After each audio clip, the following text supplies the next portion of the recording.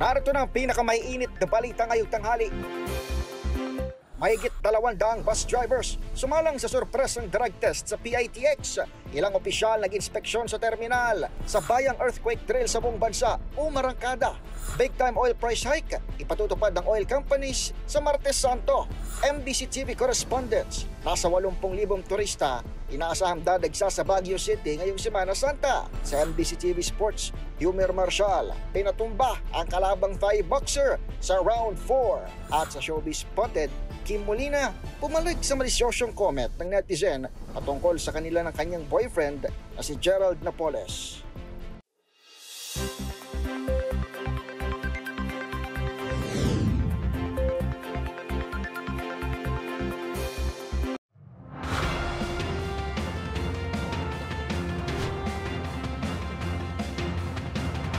Bawat balita, makabuluhan.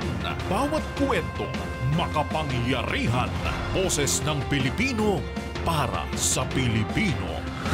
Live mula sa MBC TV Studio. MBC TV Network News.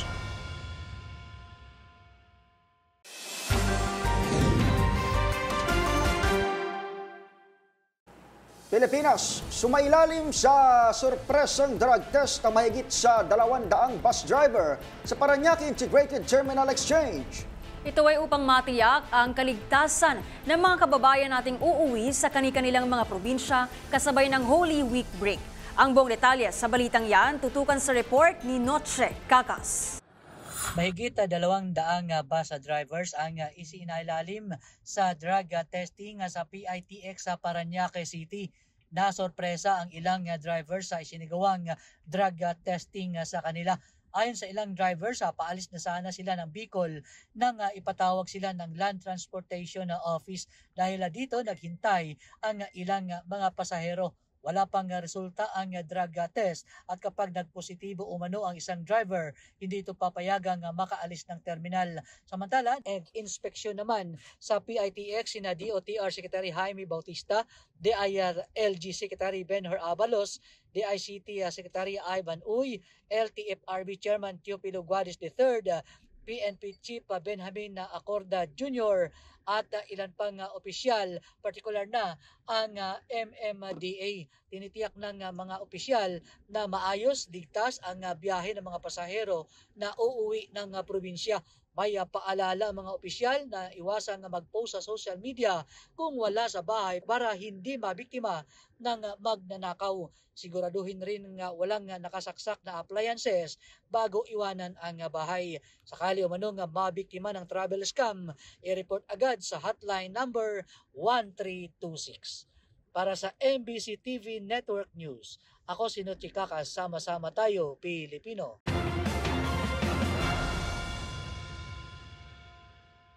Pansamantalang isasara ang ilang pangunahing lansangan sa Metro Manila para sa 24 oras na repair ng DPWH at ilang telecommunication firm ngayong Semana Santa.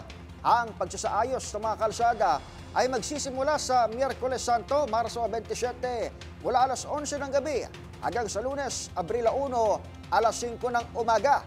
Ayon kay MMDA Acting Chairman Attorney Romando Artes, magandang pagkakataon ng Holy Week break para ayusin ang mga pangunahing kalsada dahil maraming motorista at biyahero ang nasa kani-kanilang mga probinsya. Layon umano nitong mapanatili ang katatagan ng mga infrastruktura at mabawasan ang posibleng anomalya sa daan sa muling pagbabalik ng mga biyahero pagtapos ng holidays.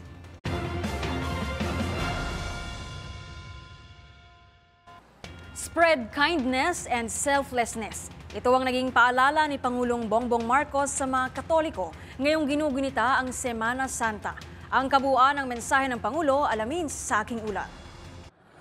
Ipinarating ni Pangulong Bongbong Marcos ang kanyang mensahe sa mga Katoliko ngayong Semana Santa. Hinimok ng Pangulo ang mga ito na kasabay ng paggunita sa pagpapakasakit, pagkamatay at muling pagkabuhay ni Hesukristo ay magbigay ng pag-asa sa mundo sa gitna ng banta ng kasamaan. Anya, bawat isa sa atin ay magsilbisa ng liwanag at pag-ibig na siyang nangingibabaw sa kawalan ng pag-asa.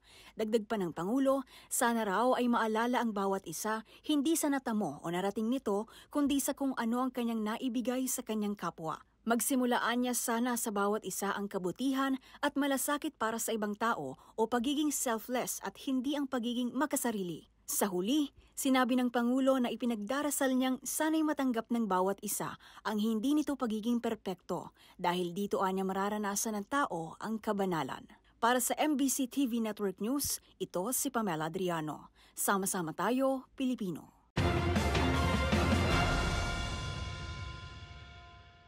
Dinagdagan ang cash lane sa North Luzon Expressway ngayong Semana Santa.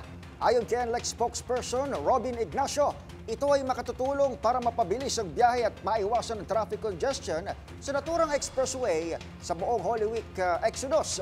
Magbabalita si Edwin Duque.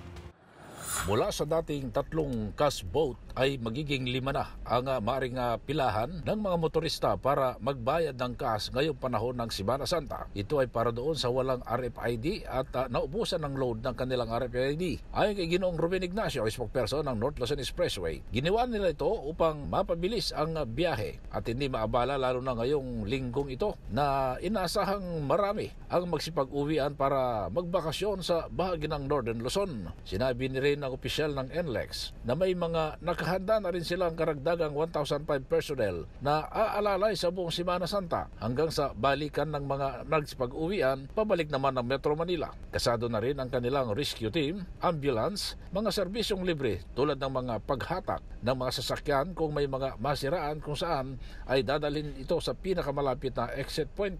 Samantala kasado na rin ang pwersa ng Caloocan Police para bantayan ang mga mataong lugar. Ayon kay Police Colonel Ruben Lacuesta, pinatututukan nito ang mga bus terminal, LRT, EDSA magiging bahagi ng NLEX na sakop naman ng Caloocan. Ang Caloocan ang sentro ng puntahan ng mga mamamayan na manggagaling sa iba't ibang bahagi ng NCR at Northern at Southern Luzon na magsipag-uwian sa mga probinsya ngayong Semana Santa. Para sa MBC TV Network News, ako si Edwin Duque. Sama-sama tayo, Pilipino.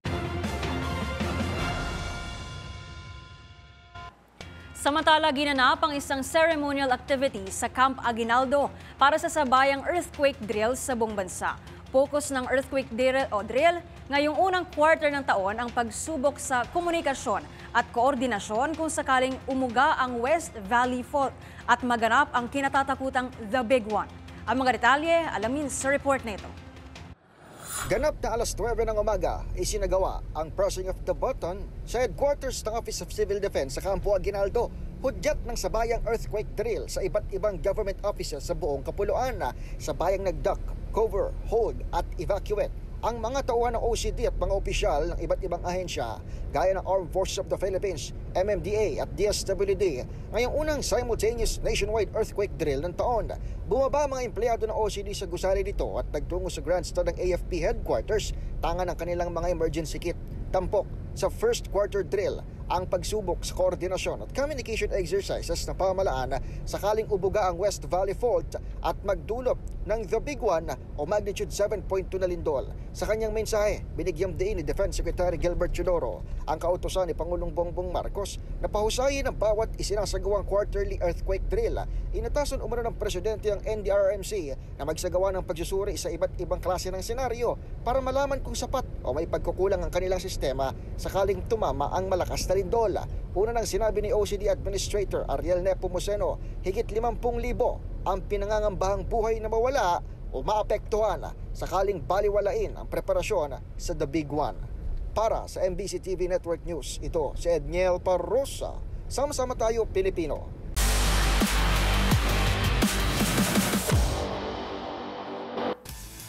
Sa mundo ng boxing, naging makasaysayan ang pagbabalik ng Pinoy Olympian na si Remy Marshall sa bansa matapos nitong talunin at patumbahin ng kalabang Thai boxer sa isang homecoming match. Ang naging laban sa report na ito.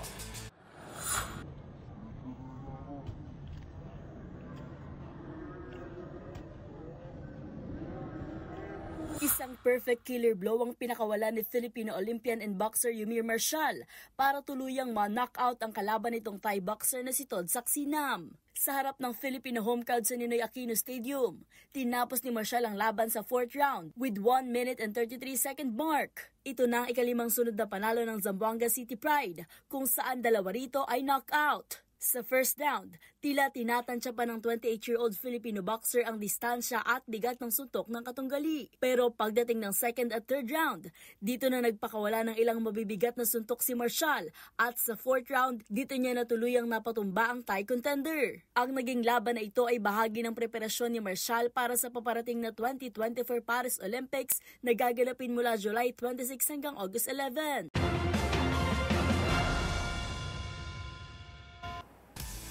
Sa aking pagbabalik Enyo Lady Bulldogs, tinuldukan ng win streak ng UST sa pangunguna ng former UAAP MVP na si Bella Belen.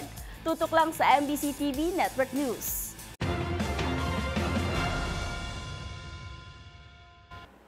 Narito mga balitang dapat niyong abangan. National Task Force for the West Philippine Sea makikipagpulong kina Executive Secretary Bersamin, security clusters sa panibagong insidente ng pangaharas ng China. Team ng NBI na nagtungo sa Timor-Leste, balik Pilipinas na. Ex-Congressman Teves hindi pa kasama. National University tinuldukan ang win streak ng UST.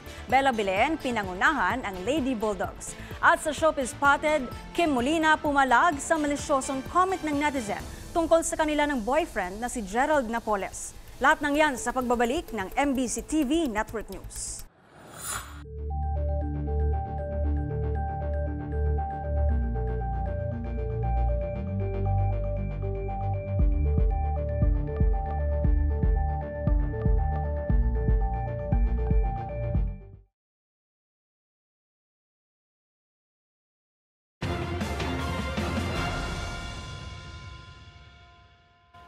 Natuloy ang pulong ng National Task Force for the West Philippine Sea kina Executive Secretary Lucas Bersamin at sa security cluster ng bansa ngayong araw kaugnay sa panibagong insidente ng pangaharas ng China. Ayon kay National Security Advisor Eduardo Anyo, layon din ang pulong na mapag-usapan ng mga susunod na hakbang ng bansa patungkol sa lumalalang tensyon sa West Philippine Sea. Ang iba pang detalye, alamin sa report na ito. Nakipagpulong ang National Task Force for the West Philippine Sea kina Executive Secretary Lucas Bersamin at sa security cluster ng bansa ngayong araw para talakayin ang pinakahuling harassment ng China. Ayon kay National Security Advisor Eduardo Anyo, siya ring tumatayong chairman ng NTF-WPS, tuloy ang meeting ng security sector principals na layong gumawa ng rekomendasyon kay Pangulong Bongbong Marcos. Sabi ni Anyo, ipipresenta sa pulong ang naging takbo ng pinakahuling resupply mission sa BRP Sierra Madre noong Sabado kung saan hindi bababa sa 3 Navy personnel ang nasaktan sa pambobomba ng tubig ng China. Naging tagumpay ang paghahatid ng probisyon pero nagtamo ng matinding pinsala ang supply boat Unaiza May 4 na ginamit ng AFP dahilan para alalayan ito ng Coast Guard ship na BRP Cabra pabalik sa Palawan. Tinawag ni Anyo na high level ang mangyayaring meeting na target talakayin hindi lamang ang RORE mission kundi maging ang pangkabuang issue sa West Philippine Sea. Iginiit ng opisyal na mananatili ang regular na resupply habang suportado niya ang AFP sa gagawin nitong mga diskarte o kung may pagbabago man sa aktibidad. Ipinapahiya lamang umano ng China ang sarili nito sa international community na patuloy sa pagkondena sa aksyon ng naturang bansa. Para sa MBC TV Network News, ito si Edniel Parrosa. Sama-sama tayo Pilipino. Balik Pilipinas na ang team ng National Bureau of Investigation na nagtungo sa Timor-Leste matapos maaresto si dating Negros Oriental Congressman Arnie Teves. Pero ayon kay NBI Director Medardo de Lemos, hindi pa kasama si Teves dahil sa mga prosesong dapat gawin sa Korte ng Timor-Leste. Bunsod nito, mananatili pa si Teves ng 15 araw sa nasabing bansa. Git ng NBI Director, nire-respeto nila ang lahat ng proseso ng Timor-Leste na kung saan ay isang requesting party lamang ang Pilipinas.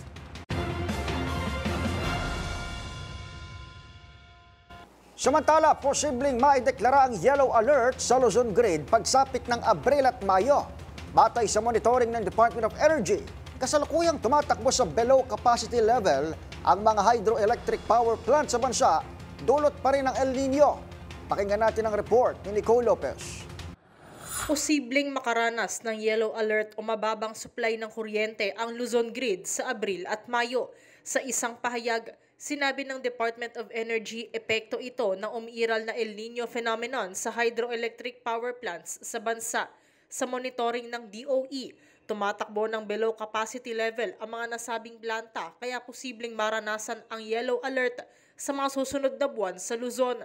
Sinabi rin ng DOE na wala namang magiging problema sa supply ng kuryente sa Visayas at Mindanao dahil nasa normal reserve level naman ang grids sa mga nabanggit na rehiyon. Kaya naman, nanawagan ang DOE sa publiko na magtipid sa paggamit ng kuryente, lalo na at nag-umpisa na rin ang dry season o tag-init sa bansa batay sa anunsyo ng Pag-asa. Para sa MBC TV Network News, ito si Nicole Lopez. Sama-sama tayo, Pilipino. Magkakaroon ng malaking taas presyo sa mga produktong petrolyo bukas, Martes Santo. Sa anunsyo ng oil firms, 2 piso at 20 sentimos ang taas sa kada litro ng gasolina at piso at 40 sentimos naman sa kada litro ng diesel. Maging ang kerosene ay magtataas ng piso at 30 sentimos sa kada litro nito, epektibo bukas, March 26. Ang pagbabago sa presyo ng mga produktong petrolyo ay nakadepende sa paggalaw nito sa pandaigdigang merkado.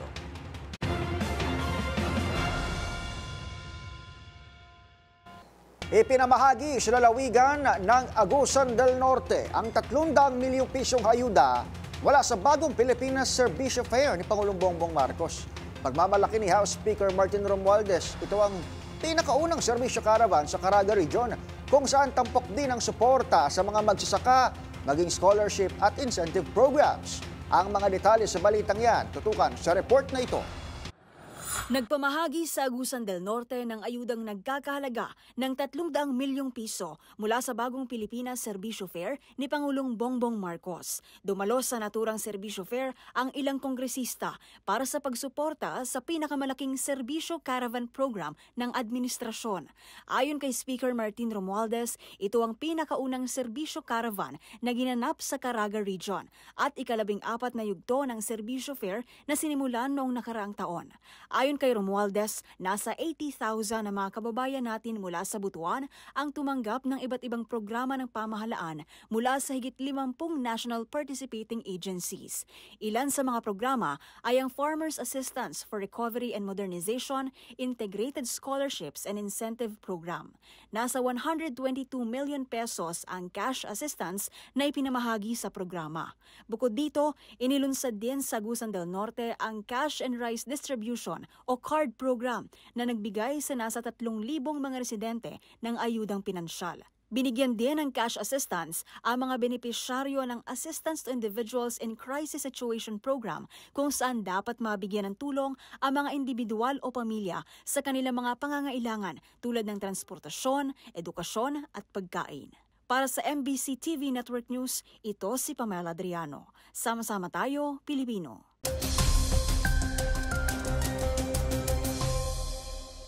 Magandang tanghali, Pilipinas! Para sa ating weather update ngayong Lunes, March 25, 2024. Easterlies ang tanging weather system na nakakaapekto sa buong bansa ngayong araw.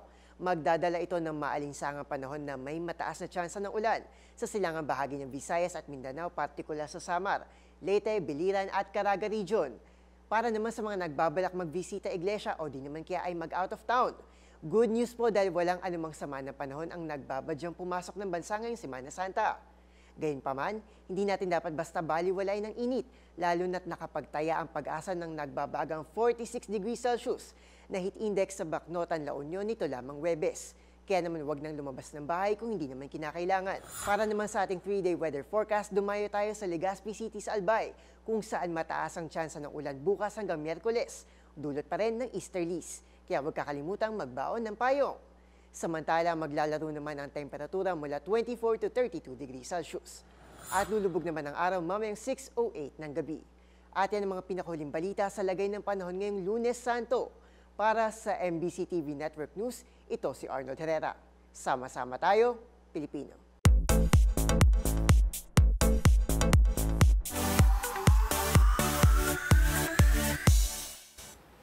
Hindi pinalagpas ng aktres na si Kim Molina ang malisyosong comment na binitawan ng isang netizen sa social media.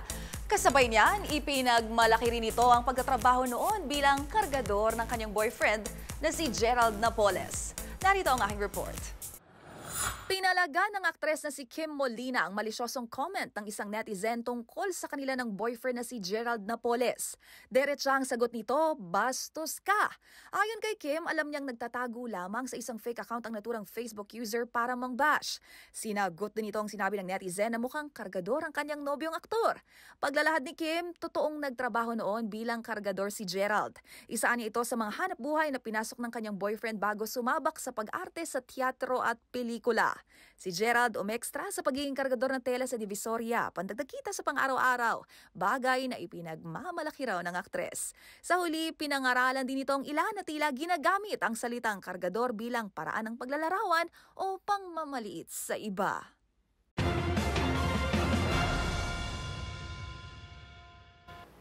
At sa aming pagbabalik, ano nga kaya itong unforgettable experience ng isang turistang Pinoy sa South Korea na nagpasana all sa mga netizen? Manatiling nakatutok dito lang sa MBC TV Network News. BRB!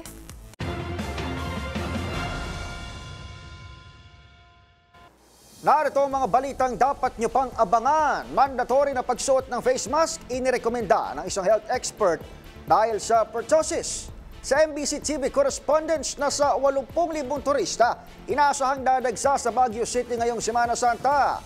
Sa MBC TV Sports NU, tinuldukan ang win streak ng UST. Bella Belen, pinangunahan ng Lady Bulldogs. Sa Showbiz Spotted, K-drama star Song Kang, na-meet ng isang maswerteng Pinoy traveler habang nag-hike sa South Korea. At sa TNVS, mga robot na aso, ginagamit sa Spain para hulihin ang mga pasaway na motorista. Lahat ng yan sa pagbabalik ng MBC TV Network News.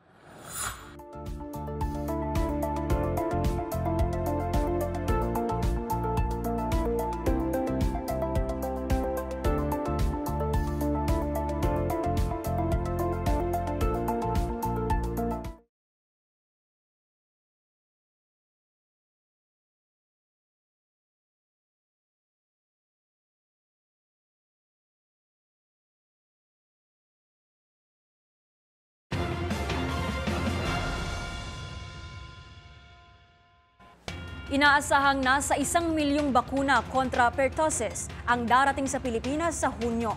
Sa report ng Department of Health, lalakas ang vaccination drive sa bansa sa pagdating ng bagong supply ng pentavalent vaccine na proteksyon din ng mga bata sa diphtheria, tetanus, hepatitis B at influenza type B. Sa isang forum, sinabi ni DOH spokesperson Yusek Eric Tayag na nakapagbigay na sila ng 1,500 doses sa Quezon City na nagdeklara ng outbreak ng whooping cough. Pero hindi umano ito sapat dahil 1.9 hanggang 2.1 milyon na sanggol ang isinisilang taon-taon.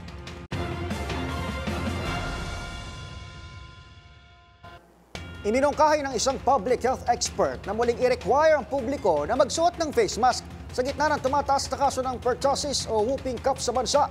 Ayon kay Dr. Tony Liachon, mas mahalaga ang prevention o ang pag-iwas sa sakit at hindi dapat nakadepende lamang sa gamot.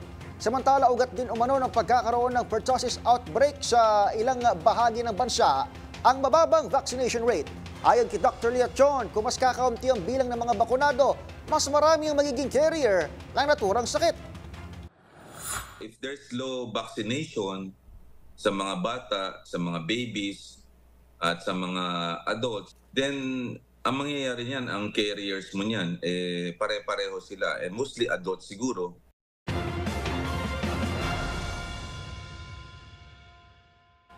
Sa kaugnay na balita, dapat magtulungan ang gobyerno at publiko kontra pertussis o whooping cough. Paliwanag ni Senator Bongo, maliban sa aktibong pagkilos ng gobyerno, mahalaga rin na maging mapanuri ang publiko para maiwasan ang paglaganap ng fake news ukol sa naturang sakit. Ang mga detalye sa report ni Raymond Dadpas. Mahalaga ang pagtutulungan ng gobyerno at ng publiko sa kampanya laban sa pertussis o whooping cough.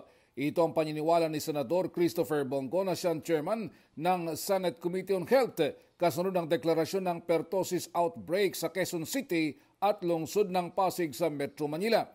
Ayon kay Go, kailangan mapagbantay at may aktibong pagkilos ng gobyerno para ito ay matugunan, habang ang publiko ay dapat makinig lamang sa mga impormasyon mula sa mga kinaukulang ahensya ng pamahalaan at magpabakuna laban sa pertussis. partikular ng mga vulnerable sector gaya ng mga bata at mga senior citizens. Ang 23 kaso sa Quezon City at 17 sa Pasig ay siyang naging batayan upang magdeklara ng outbreak. Samantalang sa probinsya ay naghahanda ng Iloilo City sa pagitan ng kanilang City Disaster Risk Reduction and Management Council na irekomendang magdeklara ng outbreak dahil sa tumataas na kaso ng pertussis sa Haro at Molo District. Inirekomenda ng infectious diseases expert at Pangulo ng Philippine College of Physicians na si Dr. Rontgen Solante na kailangan ng mabilis na pagtugon sa outbreak at magsuot ng face mask ang mga senior citizens at mga bata upang mapigilan ang pagkalat ng pertussis. Babala ng mga health expert kung mapabayaan ang pertussis ay posibleng magdulot ng pneumonia, seizure, brain damage at iba pang malubhang karamdaman. Para sa MBC TV Network News, ito si Raymond Dadpaas, sama-sama tayo Pilipino. Inalmahan ng iba't ibang transport group ang planong dagdagan ng 10,000 unit ang mga motor taxi sa bansa. Gate ng isang grupo, dapat reviewin muna ang pagdadagdag sa bilang ng mga unit at posible nitong maging epekto sa sektor ng pampublikong transportasyon. Narito ang ulat ni Val Gonzalez. Nasa pilot study pa lamang at wala pang inilalabas na desisyon ng Technical Working Group at maging ang Kongreso para sa panuntunan sa MC Taxi kaya't walang basihan para magdagdag ng unit para dito. Ito ang iginigiit sa Land Transportation Franchising Regulatory Board o LTFRB ng Transport Coalition na kinabibilangan ng mga tricycle at jeepney, UB Express at taxi operators kasama ang tracking services. Batay sa nakarating sa Transport Coalition, nasa 10,000 unit para sa four-wheel taxi at 150,000 unit naman sa motor taxi bilang mga Transport Network Vehicle Service o TNVS ang planong idagdag ng LTFRB. Ayon kay Ariel Lim, presidente ng National Confederation of Tricycle Operators and Drivers Association of the Philippines o NACTODAP, reviewin ang pagdaragdag sa bilang ng unit at tingnan ang epekto nito sa sektor ng transportasyon. Bukod niyan sa epekto sa trapiko, ay naapektuhan na rin ang kanilang hanap buhay dahil sa naaagawan na sila ng mga pasahero. Gate ng grupo, dahil wala pang pinal na regulasyong inilalabas tungkol sa MC Taxi, kaya't walang batayan para magdagdag ng unit para dito. Para sa MBC TV Network News, ako naman Val Gonzalez, sama-sama tayo Pilipino.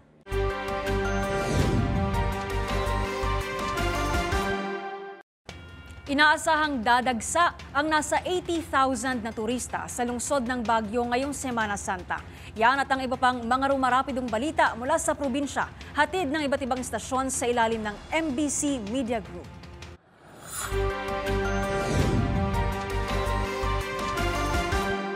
Balita mula sa Baguio City, nakahanda ng City Government ng Baguio sa inaasang pagdagsa ng mga bisita ngayong Semana Santa. Magpapakalat ang Baguio City Police Office ng mahigit 1,000 police personnel sa iba't ibang panig ng lungsod para matiyak ang seguridad ng publiko. Katuwang nila ang 300 force multipliers at mga miyembro ng City Disaster Risk Reduction and Management Office. Tinatayang abot sa 50 hanggang 80,000 bisita inaasang dadagsa sa lungsod sa buong panahon ng Semana Santa. Itinaas naman sa Blue Alert status ang Emergency Operations Center ng Office of Civil Defense Cordillera para bantayan ang mga religious activities, tourism destination at pagsunod sa mga ipapairal na tourism protocols. Ngayon pa lamang ay halos fully booked na ang karamihan sa mga hotels and inns at mga transient houses sa summer capital of the Philippines.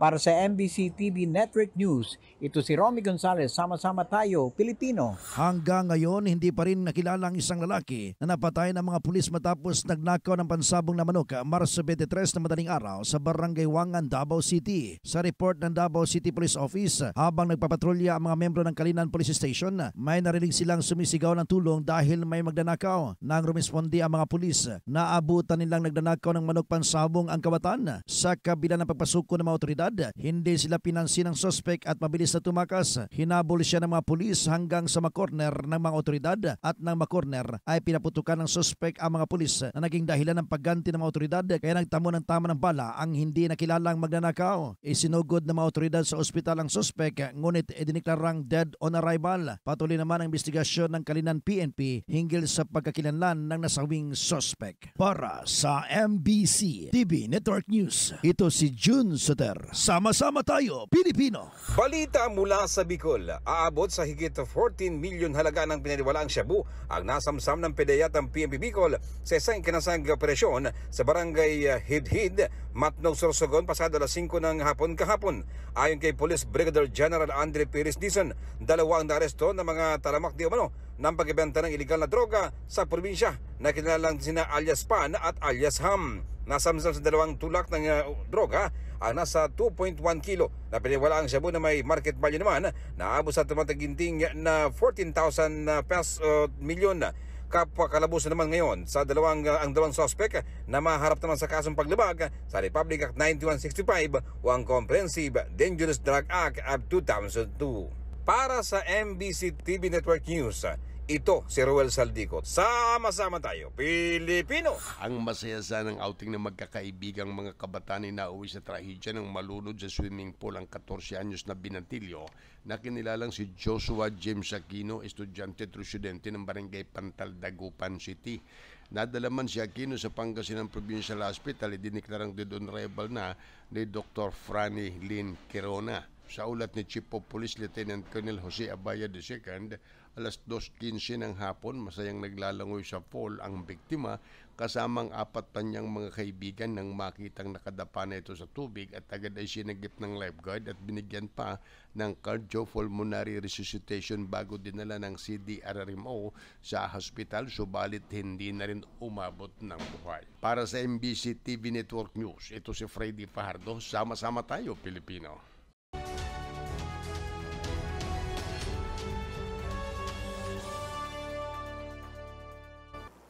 Robot dogs o literal na asong robot ang mga dapat yatang katakutan ng mga motorista sa bansang Spain. Ito'y dahil ang mga robodog na ito ang siyang ginagamit na pala para manghuli ng mga pasaway na driver. May built-in camera ito at ginagamitan din ng remote control. Plano pang lagyan ng artificial intelligence o AI para sa kalaunan maaari nang gumana at humuli ng traffic violators kahit na walang kumokontrol. Silipin ang mga istriktong robodog sa bansang Espanya sa trending report na ito.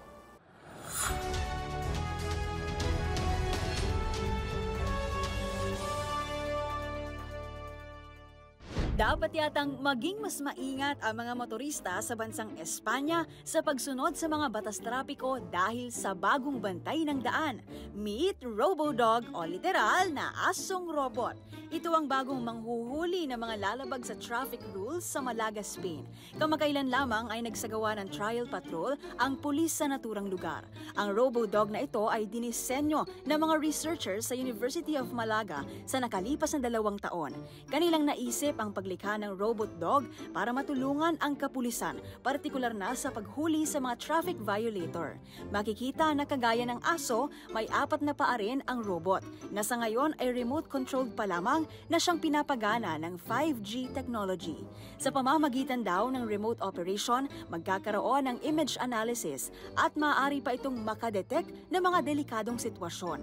May kakayanan din ang RoboDog na magbigay ng warning sa mga pedestrian kung may paparating na e-scooter na siyang ipinagbabawal sa naturang lugar sa Spain. Pero ayon sa mga lumikha nito, kalaunan daw ay lalagyan nila ang RoboDog ng Artificial Intelligence o AI para gumana ito kahit hindi na kinokontrol.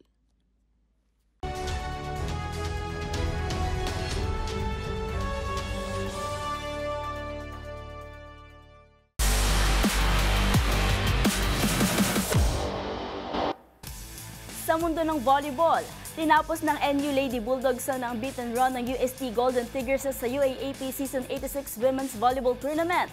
Kasunod ng isang nail-biting 4-set game sa pangunguna ng former UAAP MVP na si Bella Belen. Ang buong detalye sa report na ito.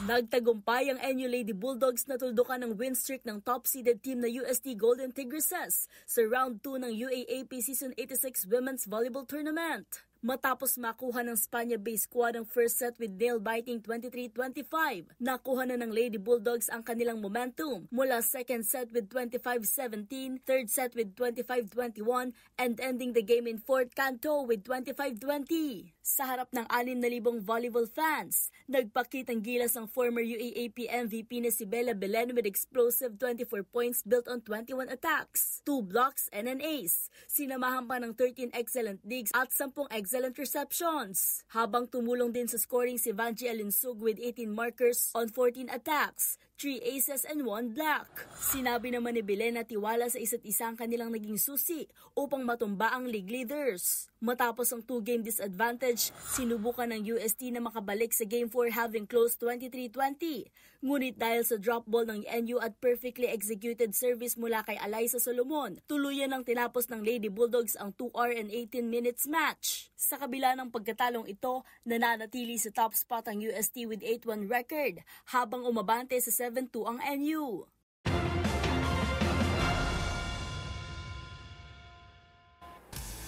At yan ang mga latest updates sa mundo ng sports. Para sa MBC TV Network News, ito si Mili Borja, Sama-sama Tayo, Pilipino.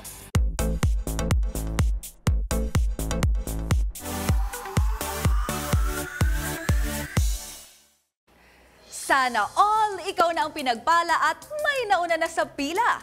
Yan na lamang nasabi ng ilang K-drama fans nang masilayan ang viral post ng isang Pinoy traveler sa South Korea.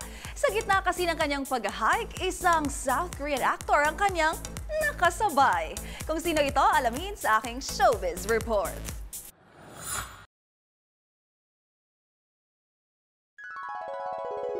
Naging extra memorable para sa Pinoy traveler na si Hexter Henley ang kanyang hiking adventure sa Mount Halasan sa Jeju Island sa South Korea.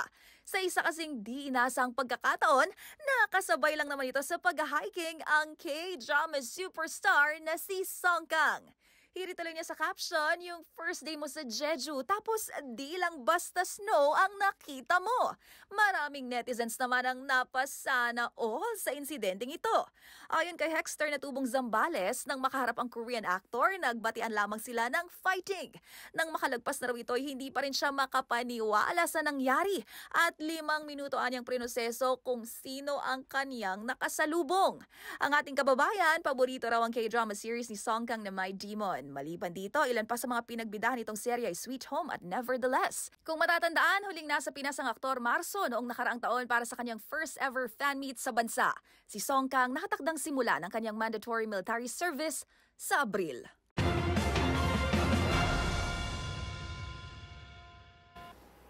Para sa MBC TV Network News, ito po ang inyong Showbiz Angel Angelica Cosme. Sama-sama tayo, Pilipino. Balik sa inyo, Pam, Edniel.